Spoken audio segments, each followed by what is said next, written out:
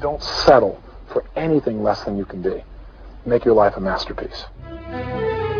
This is a series about how Sigmund Freud's ideas about the unconscious mind have been used by those in power to control the masses in an age of democracy. Last week's episode showed how Freud's ideas spread throughout America in the 1950s. They were promoted by his daughter Anna and by Freud's nephew Edward Bernays, who invented public relations.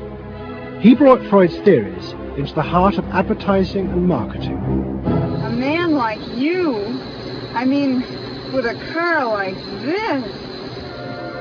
What they both believed was that underneath all human beings was a hidden, irrational self,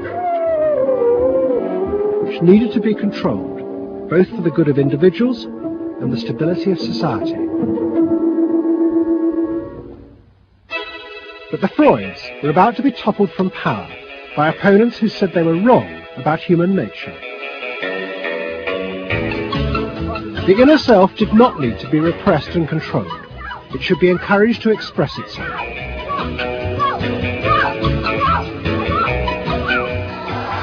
Out of this would come a new type of strong human being and a better society. But what in fact emerged from this revolution was the very opposite. An isolated, vulnerable, and above all greedy self, far more open to manipulation by both business and politics than anything that had gone before. Those in power would now control the self, not by repressing it, but by feeding its infinite desires.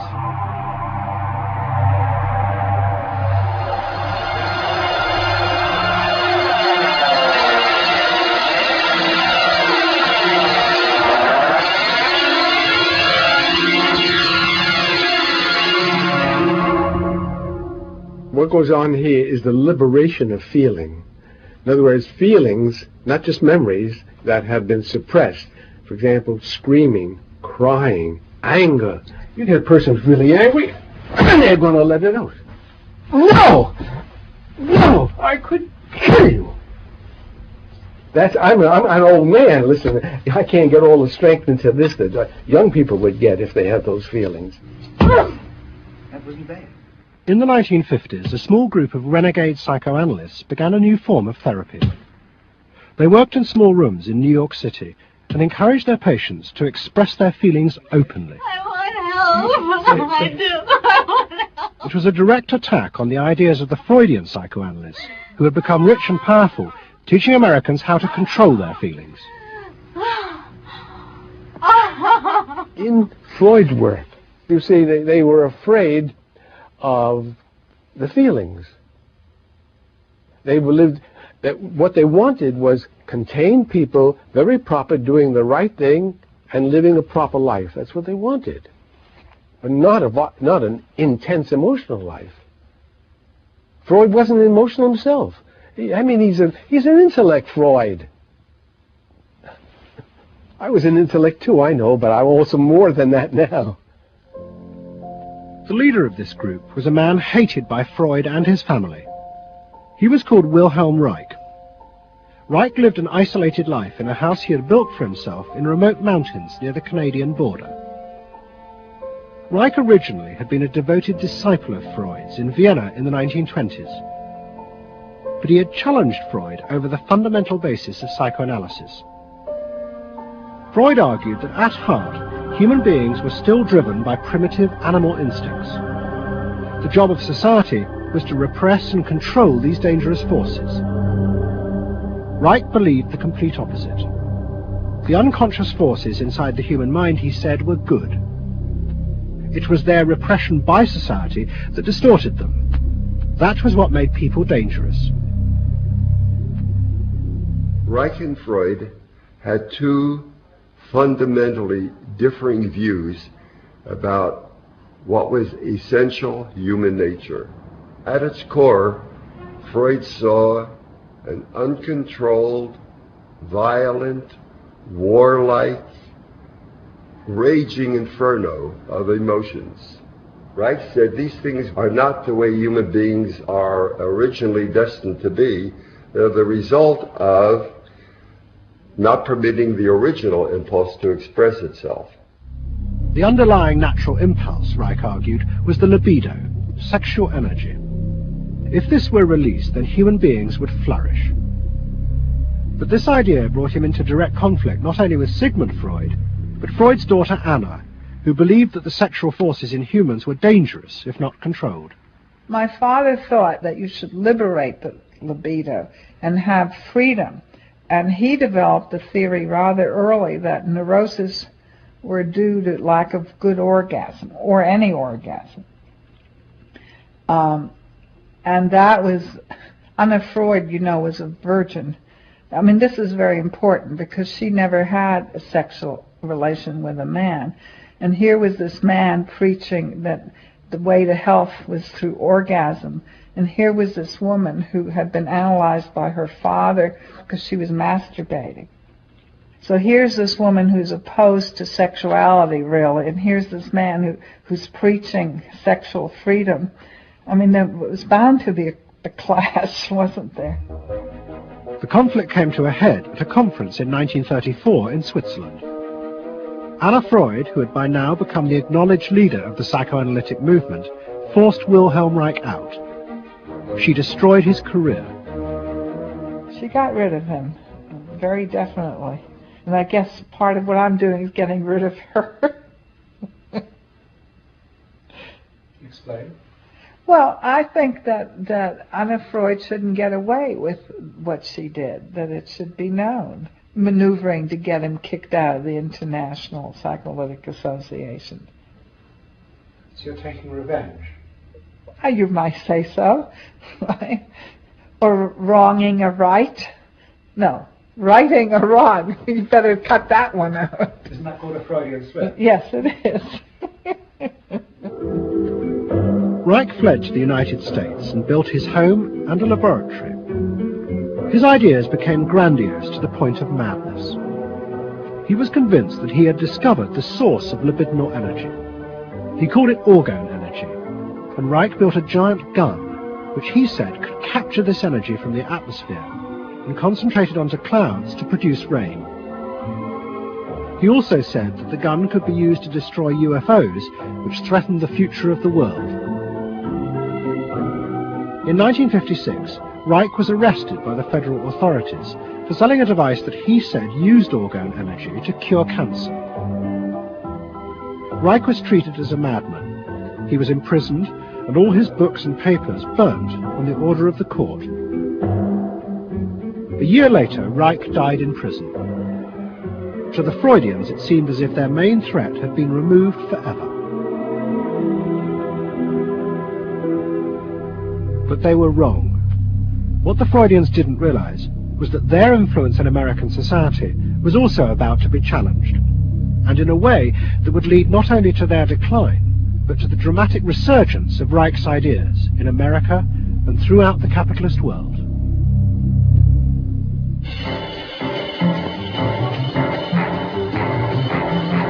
The consumer is king.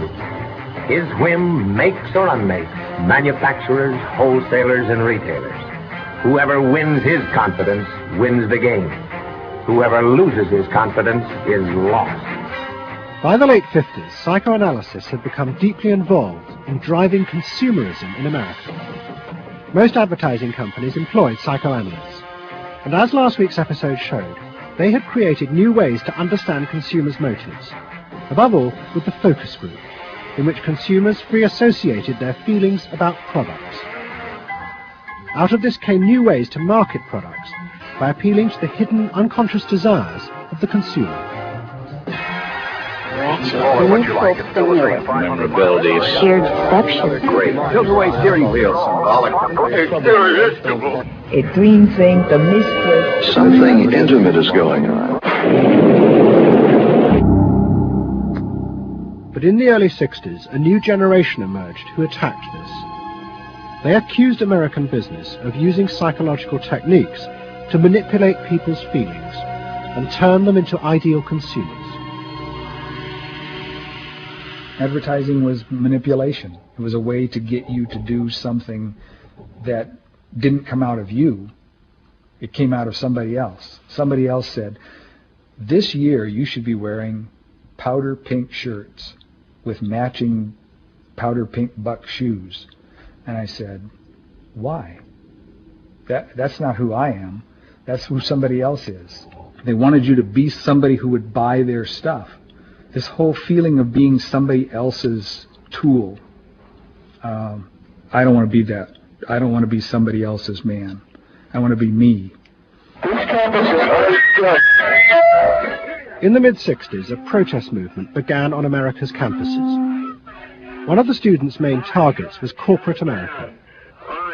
They accused the corporations of brainwashing the American public. Consumerism was not just a way of making money, it had become the means of keeping the masses docile, while allowing the government to pursue a violent and illegal war in Vietnam. The student's mentor was a famous radical philosopher called Herbert Marcuse. Marcuse had studied psychoanalysis and was a fierce critic of the Freudians. They had, he said, helped to create a world in which people were reduced to expressing their feelings and identities through mass-produced objects. It resulted in what he called one-dimensional man, conformist and repressed. The psychoanalysts had become the corrupt agents of those who ruled America. It was one of the most striking phenomena to see to what extent the ruling power structure could manipulate, manage and control not only the consciousness but also the subconscious and unconscious of the individuals. And this took place on a psychological basis by the controls and the manipulation of the unconscious primary drives which Freud stipulated. Think about it, dear American people out there. You hear him, huh? You're all brainwashed, kiddies. You're all brainwashed. That's why you're here. They're saying right now, kill the bum. Look, I look at you in the living room. You know, you're saying, kill me.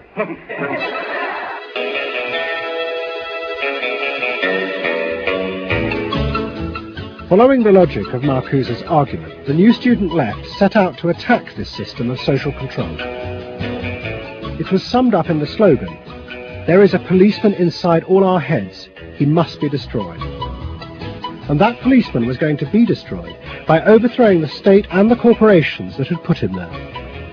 One group, the Weathermen, began a series of bomb attacks on companies that they said both controlled people's minds through consumer products and made the weapons being used in Vietnam.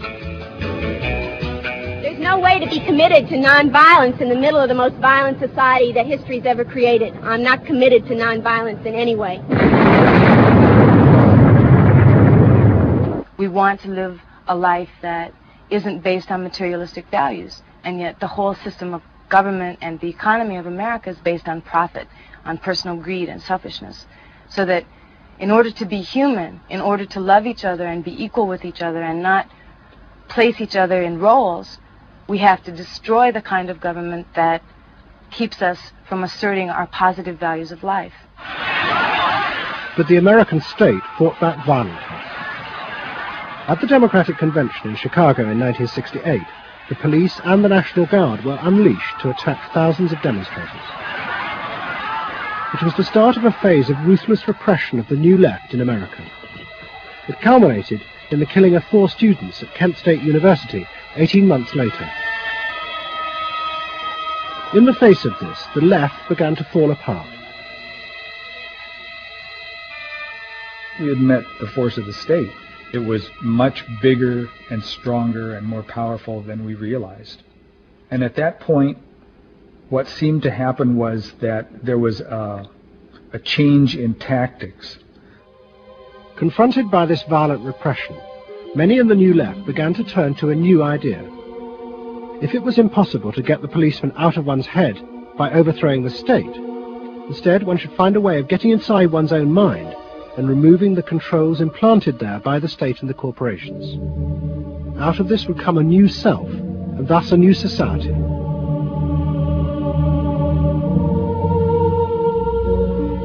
People who had been politically active were persuaded that if they could change themselves and be healthy individuals, and if a movement grew up just aimed at people changing themselves, then at some point all that positive change going on Well, you could say quantity would become quality, and there would be a sort of a spontaneous transformation of society.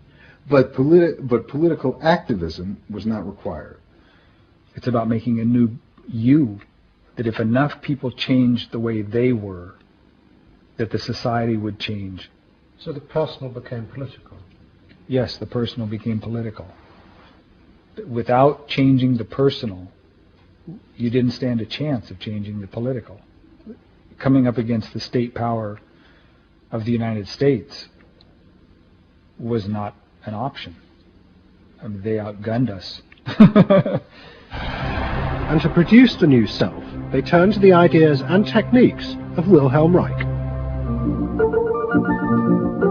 Since his death, a small group of psychotherapists have been developing techniques based on Reich's ideas. Their aim was to invent ways that would allow individuals to free themselves from the controls implanted in their minds by society. Their center was a tiny old motel on the remote coast of California. It was called the Esalen Institute. The dominant figure at Esalen was a psychoanalyst called Fritz Perls. Perls had been trained by Reich and had developed a form of group encounter in which he pushed individuals to publicly express the feelings inside them that society had said were dangerous and should be repressed. It's a basic fear of that thing inside me, like a little demon in there. It doesn't come out very often. It's really hard to get it out. Now put the thing inside you on that chair, talk to it. Perls used to call this getting on the hot seat in front of a group. If this were the hot seat and you were Perls, and you would guide me into this process of self-enactment, self-revelation, of staying present to all the parts of yourself and noticing it, and then taking ownership of this. As the demon? Yeah. Yes, I can come out. I can come right out of him, and I can push him aside. You, say you. I can push you aside. Yeah. Be the demon with each one of us. I can make you all cry. I can make you all feel terrible. Maybe even forever. I can make this mouth here, do things and say things. I can almost destroy anyone, each one of you, if I get out. There isn't one of you that I would spare. Not even you. Yeah. How do you feel now? I feel better. I feel very honest. Yeah. And you notice the increase of power. In other words, taking ownership of who you are and how you act and how you feel. Your whole being in the world. In other words, giving you autonomy, owning your freedom. I'm frightening.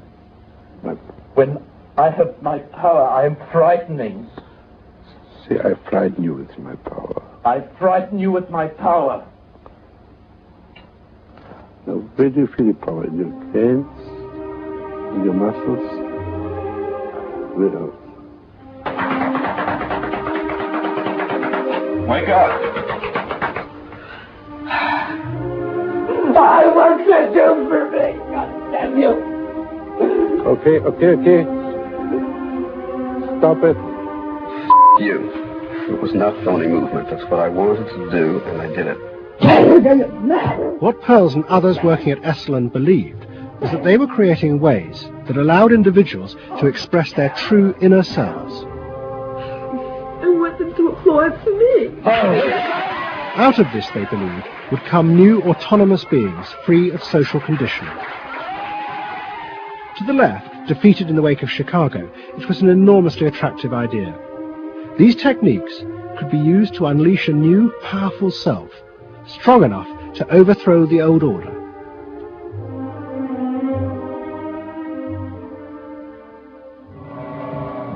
In the late 60s and early 70s, thousands flocked to Esalen. Only a few years before, it had been an obscure fringe institute.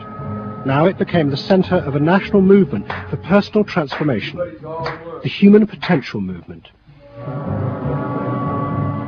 So it became magnetic. People wanted to join this stream of exploration.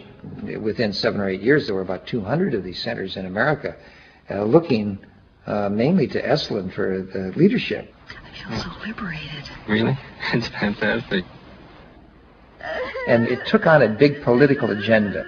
You could not separate personal transformation from social transformation. The two go together.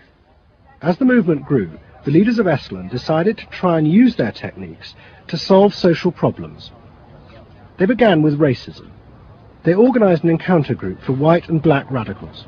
Both groups would be encouraged to express their inner racist feelings which had been instilled in them by society. By doing this, they would transcend those feelings and encounter each other as individuals.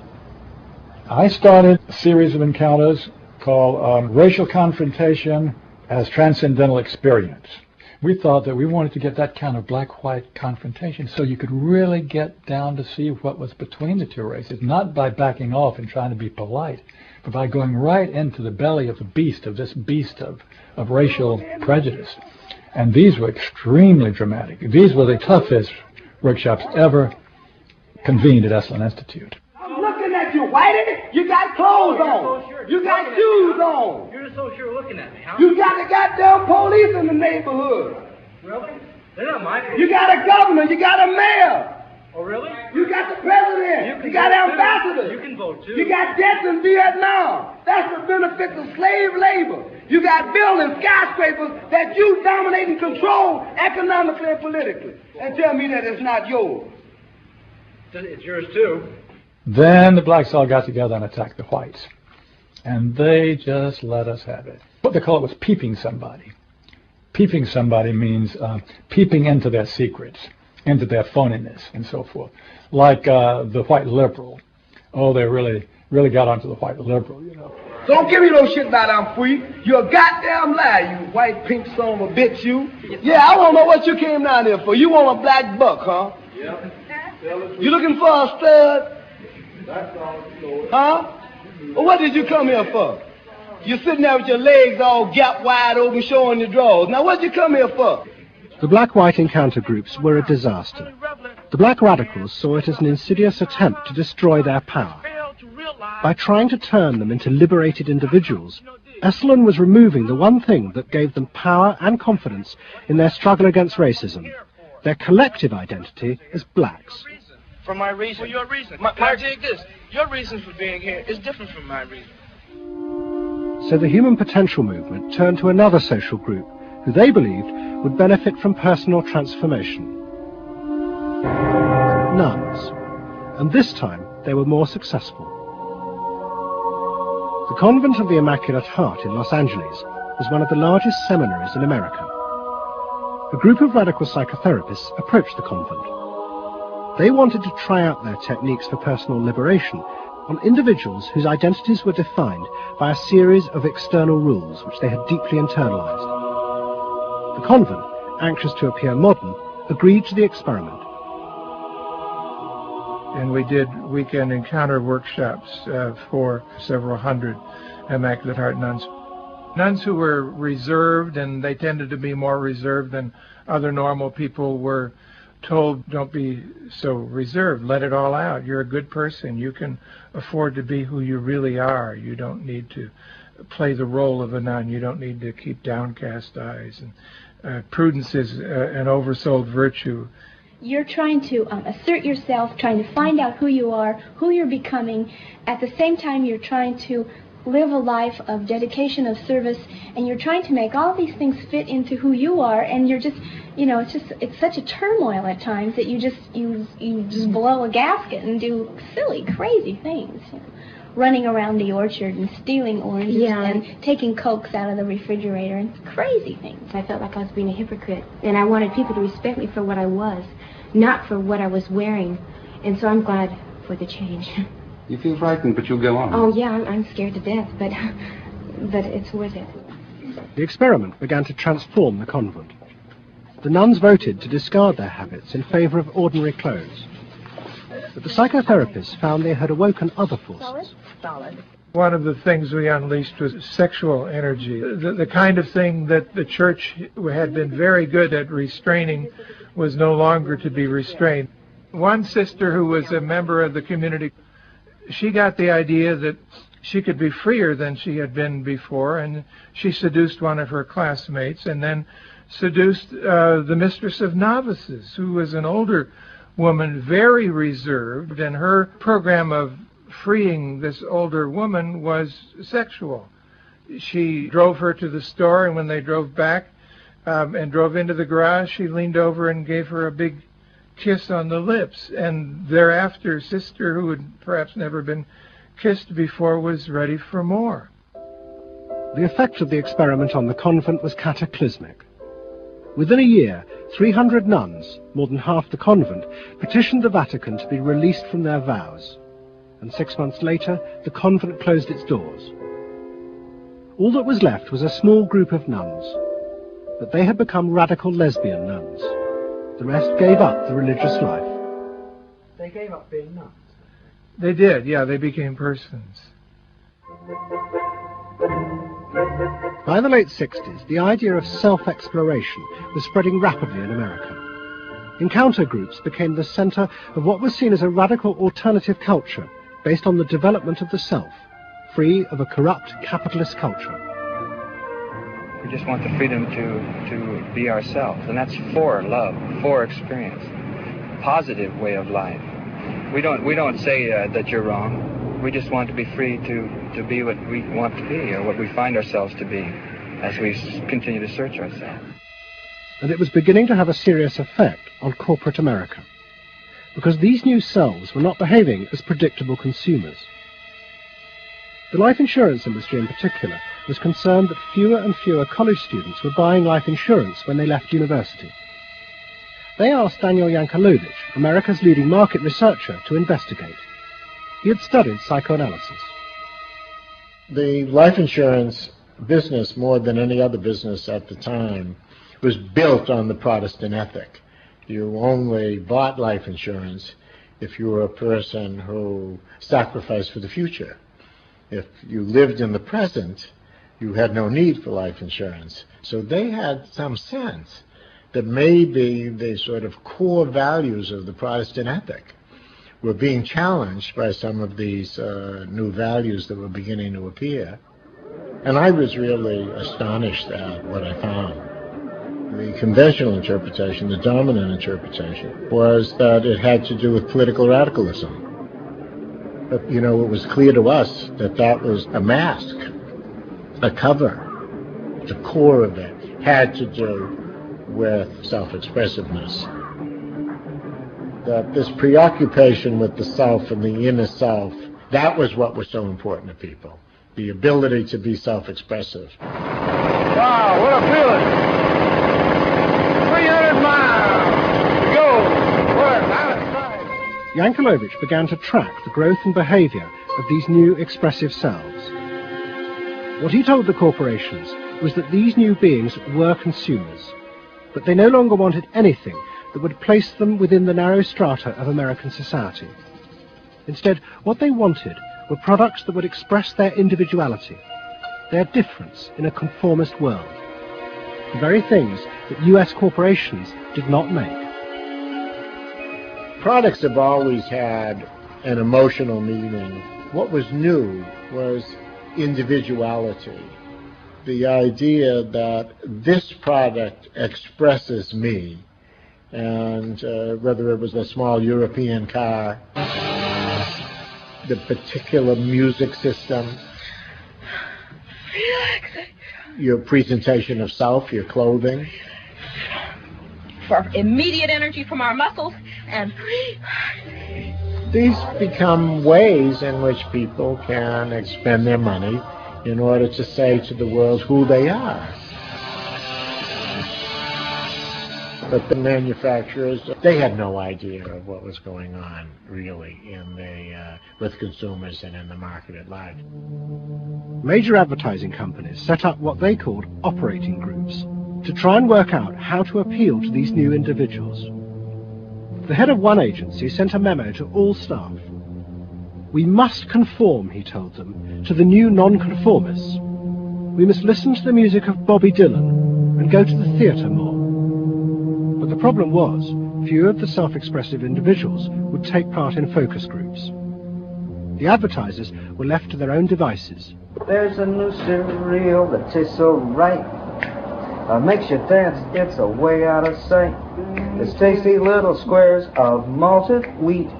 It's crispy and it's crunchy and it tastes so neat. Faster though. That's what I'm saying. Use a folk rock with more rock than folk. And there was an even more serious problem. To make products for people who wanted to express themselves would mean creating variety. But the systems of mass production that had been developed in America were only profitable if they made large numbers of the same objects. This had fitted perfectly with the limited range of desires of a conformist society. The expressive self threatened this whole system of manufacture. And the threat was about to grow rapidly. Go! Because an entrepreneur had invented a way of mass-producing this new independent self.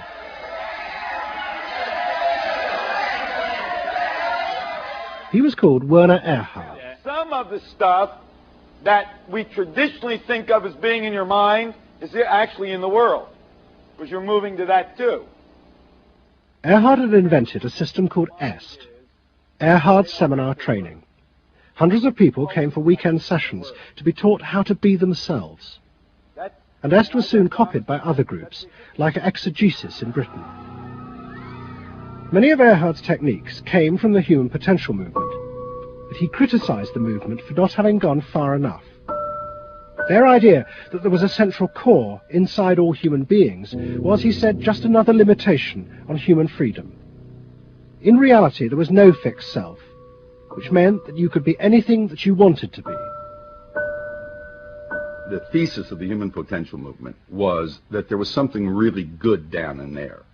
And if you took these layers off, what you were going to wind up with was a kernel, a something that was innately self-expressive, that was the true self, that was going to be a wonderful thing.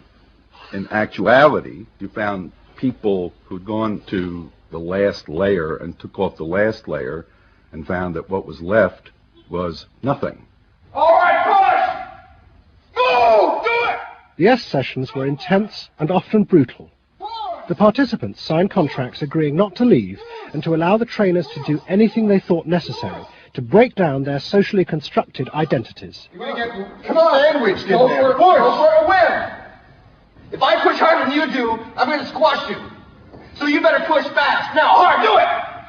That's it, do it, yeah! Push, good, good, good! Again! Yes!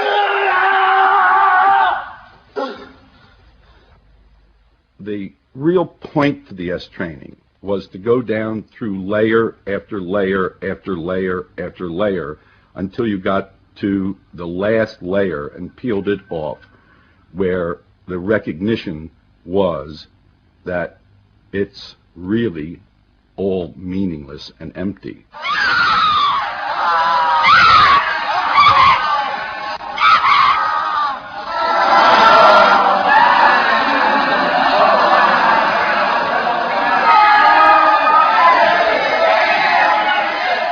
Now, that's existentialism's endpoint. EST went a step further in that people began to recognize that it was not only meaningless and empty, but it was empty and meaningless that it was empty and meaningless. And in that there's an enormous freedom. All the constrictions, all of the rules you've placed on yourself are gone. And what you're left with is nothing. And nothing is an extraordinarily powerful place to stand, because it is only from nothing that you can create. And from this nothing, people were able to invent a life, and allowing them to create themselves. Invent themselves. You can be what you want to be. I want you to start to make that sound And on that sound, create in people the world the way you want to create it.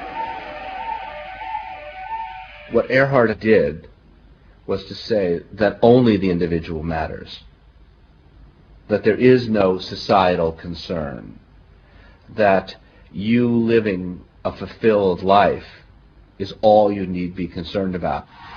Est people came out of those trainings feeling that it wasn't selfish to think about yourself, it was your highest duty.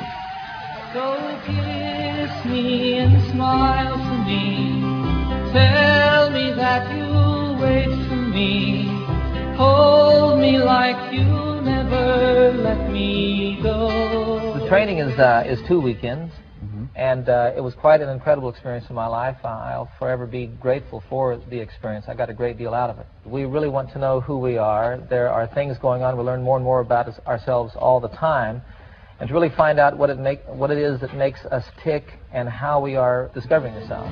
I'm leaving. Est became hugely successful. Singers, film stars, and hundreds of thousands of ordinary Americans underwent the training in the 1970s. But in the process, the political idea that had begun the movement for personal transformation began to disappear. The original vision had been that through discovering and expressing the self, a new culture would be born, one that would challenge the power of the state. We will not let them separate our culture from our politics. We are a people. We are all together. But what was now emerging was the idea that people could be happy simply within themselves, and that changing society was irrelevant. One of the proponents of this was Jerry Rubin. In 1968, Rubin, as leader of the Yippies, had led the march on Chicago, but now he had undergone Est training. I was willing to die, and I had a martyr complex in a sense. I think we all did. And I've given up that ideal of sacrifice. And I'm not as overwhelmingly moved by injustice as I was. And now we reincarnated ourselves from within.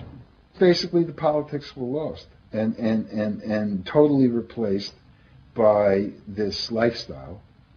And then the desire to become deeper and deeper into the self.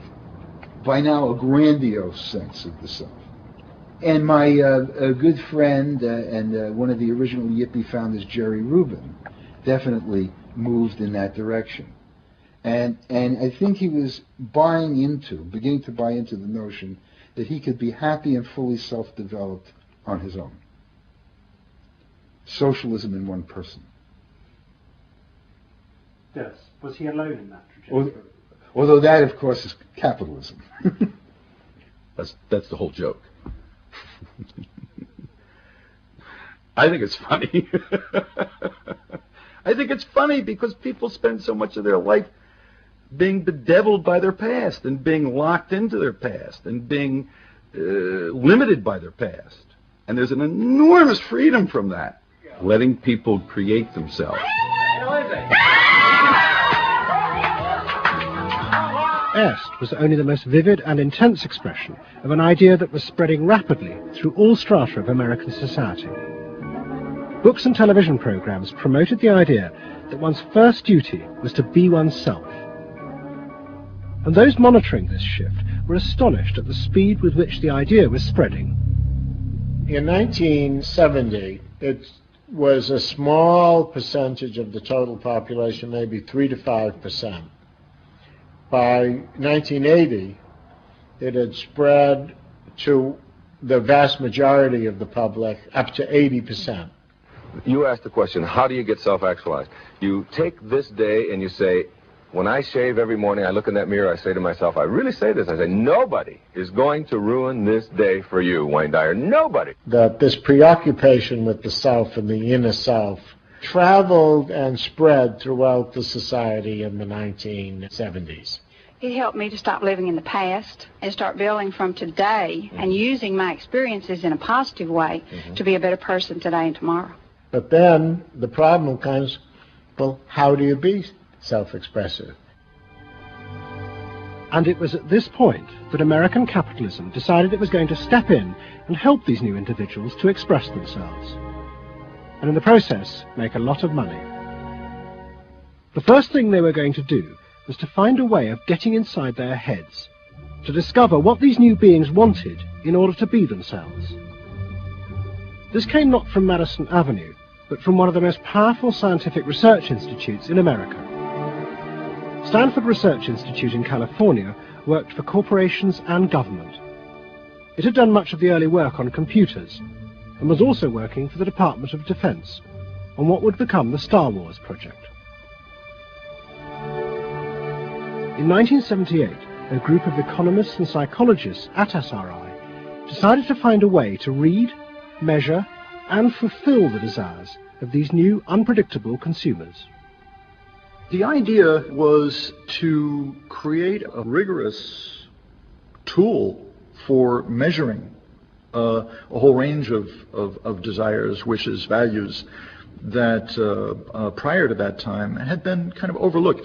They say in business, you know, what gets measured gets done.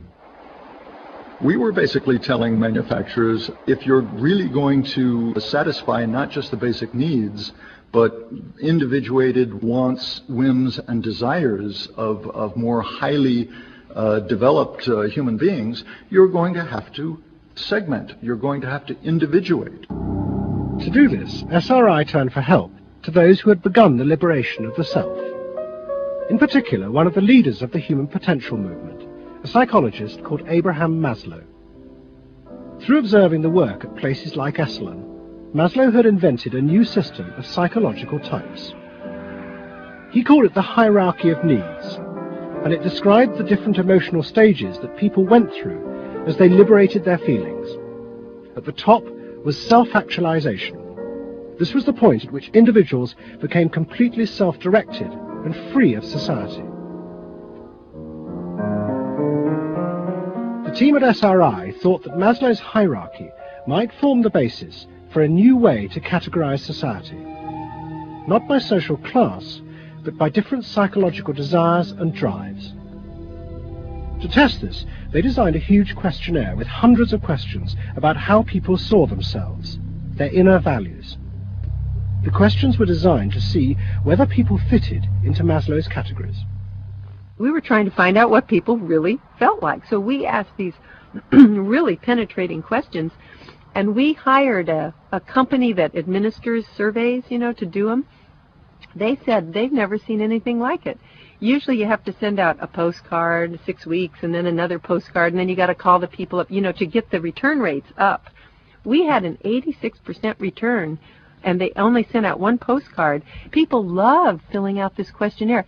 We got several questionnaires back with a note attached saying, do you have any other questionnaires I could fill out? Because we were asking people to think about things that they had never thought about before, and they liked thinking about them.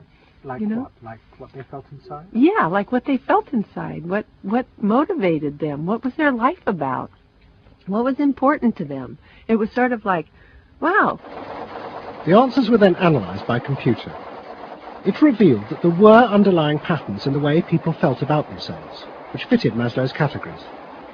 And at the top of the hierarchy were a large and growing group which cut across all social classes. The SRI team called them the inner directives.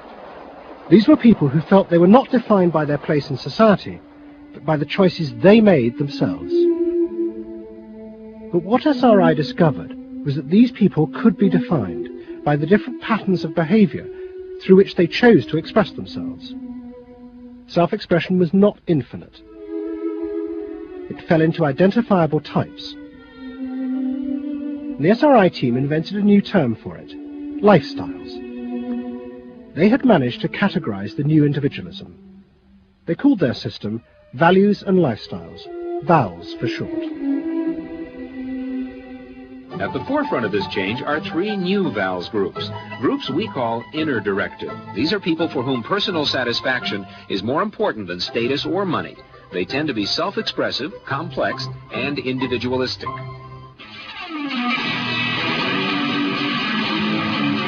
Rob is an I am me. I Am Me's are searching for new values, breaking away from traditions and inventing their own standards. Rob even invented his own name, Rob Noxious. Jody is an experiential. This is a group seeking inner growth through direct experience. Experientials aren't in one place much. This is the try-anything-once crowd, and all that activity takes goods and services. Their hobbies are hands-on, and their possessions are simple, but not always simply priced. I'm a bookseller. I sell books. I'm a businessman. That doesn't necessarily mean that I believe in capitalism. It just happens to be what I'm doing now. SRI created a simplified questionnaire with just 30 key questions. Anyone who answered them could be immediately fitted into a dozen or so of these new groups.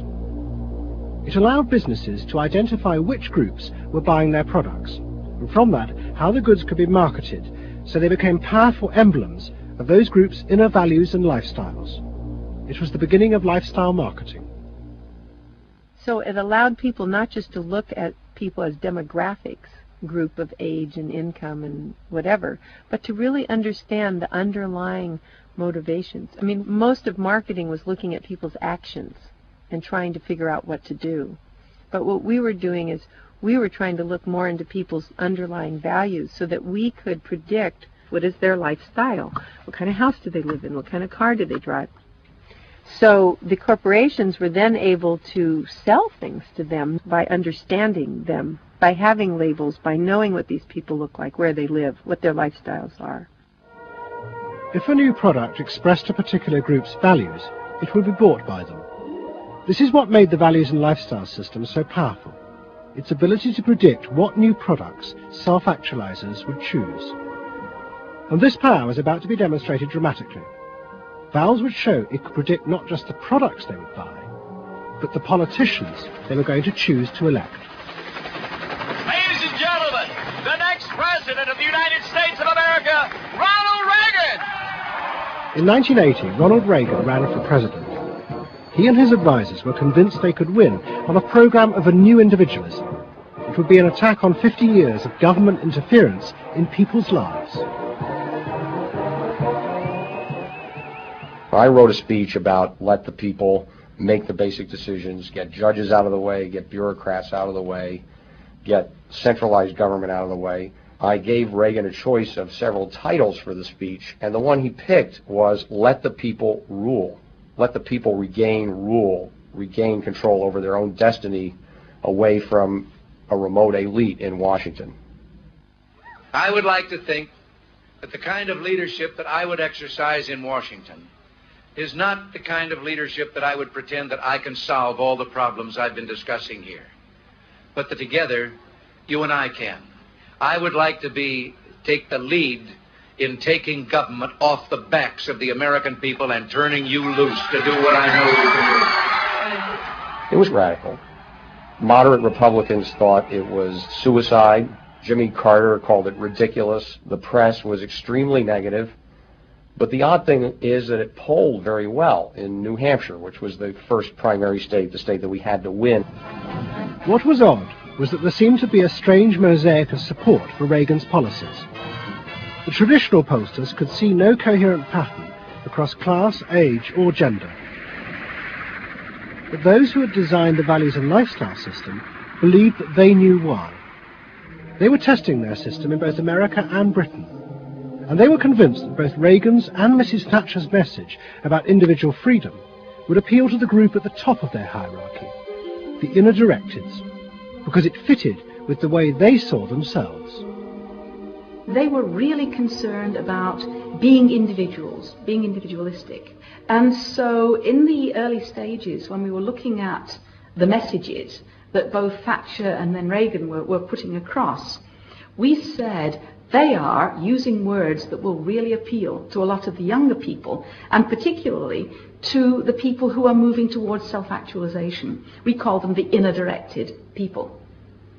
A lot of our colleagues said, that's absolutely ridiculous, because inner-directeds are very socially aware, very socially concerned. They'll never vote Conservative, or they'll never vote for the Republicans. But we said, if Thatcher and Reagan continue to appeal to them in this way, they really will. And I vision leadership in taking government off your backs and turning you loose to do what you can do so well. Thank you very much. The idea that the new self-actualizing individuals would choose a politician from the right, not the left, seemed extraordinary. But to test their prediction, the Values and Lifestyles team did a survey of voting intentions, and they correlated it with their new psychological categories. When we said in our surveys, who are you going to vote for, sure enough, it was the inner directives who said that they would vote for Thatcher and for Reagan. And they made the difference in those elections because of their voting for Thatcher and Reagan. And it really surprised our colleagues, even within my own organization. It really showed the power of this approach, because it's very difficult to identify inner directives on the street. These people who voted for Thatcher and Reagan, these inner directives, came from any walk of life. It's really hardly correlated with social class at all. I mean, if you just go along and look at age, sex, social class, you would never pick them up. But if you really go along with a questionnaire that gets at their values, then you can identify them very easily. And that was new? And that was completely new, yeah. At the beginning of 1981, Ronald Reagan was inaugurated as president. But he took charge of a country that was facing economic disaster. The terrible inflation of the 1970s had destroyed much of America's traditional heavy industries, and millions were unemployed. But true to his campaign promises, Reagan told the country he would not step in to help, as all previous governments had since the war. These United States are confronted with an economic affliction of great proportions. We suffer from the longest and one of the worst sustained inflations in our national history. Idle industries have cast workers into unemployment, human misery, and personal indignity. In this present crisis, government is not the solution to our problem. Government is the problem. But America's ailing economy was about to be rescued, not by government, but by the new groups that the market researchers had identified, the self-actualizing individuals. They were about to become the motor for what would be called the new economy. You can be what you want to be. So regarding V8, what do you really want? A tasty product that's good for me. What do you want that for? One technique is that we ask people the same question over and over and over again, and we say, what do you want?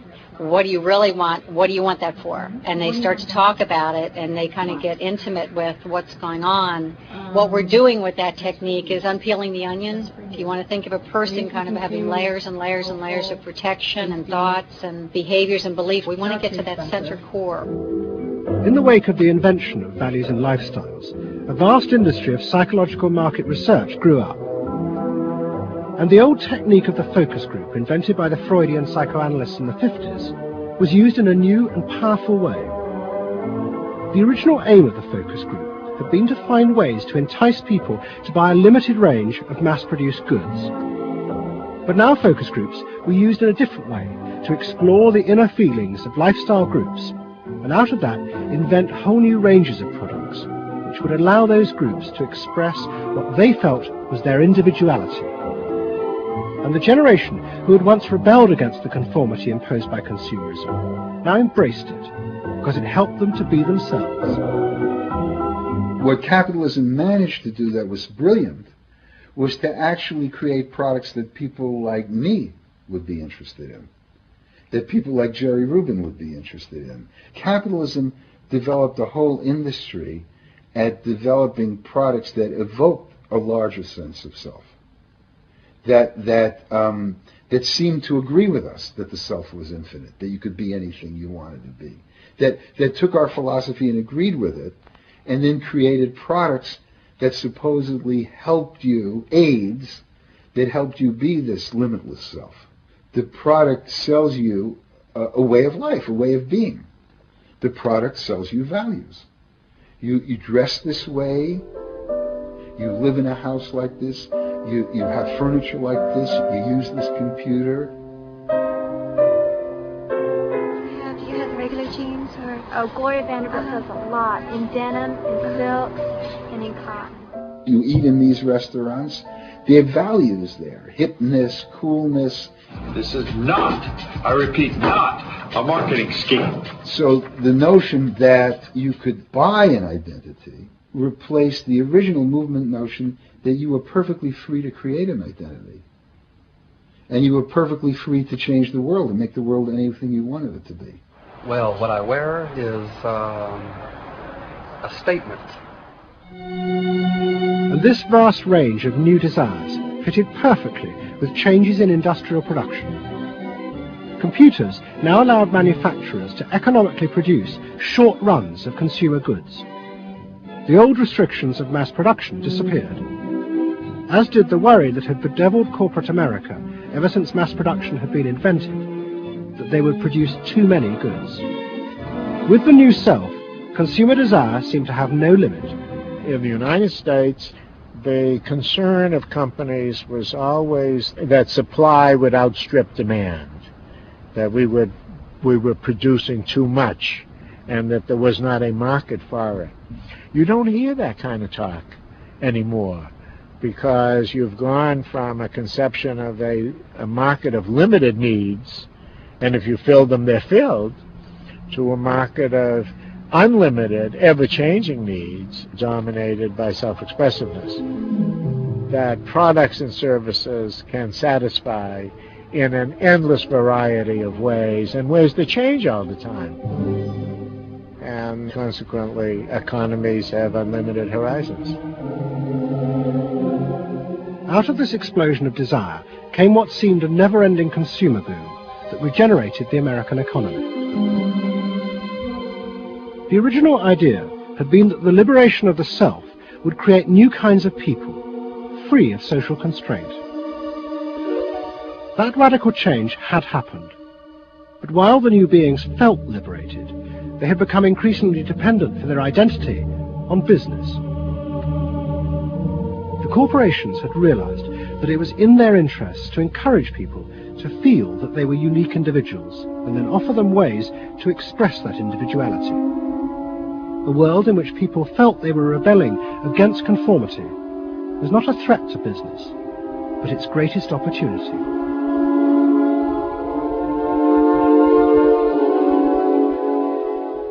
It was, in a sense, the triumph of the self. It was the triumph of a certain self-indulgence, a view that everything in the world and all moral judgment was appropriately viewed through the lens of personal satisfaction. Indeed, the ultimate ending point of that logic is that there is no society. There is only a bunch of individual people making individual choices to promote their own individual well-being.